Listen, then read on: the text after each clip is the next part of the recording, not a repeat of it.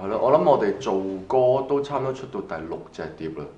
咁出到第六隻碟裏面，如果真係成個過程，我哋再同啲記者媒體講話冇鬧交嘅時候，我諗冇人信嘅。咁即係好具體咁個鬧交，其實都唔會嘅。但係其實鬧交佢一個幾好嘅表白啊！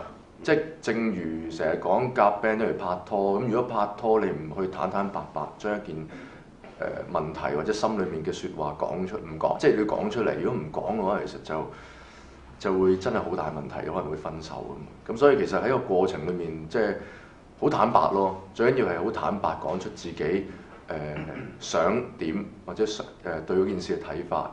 咁其實較早前我都各自同唔同嘅隊友開咗好多次片㗎啦，其實都咁，所以去到呢一刻咁大家其實更加會明確到大家嘅目標應該要點行咯。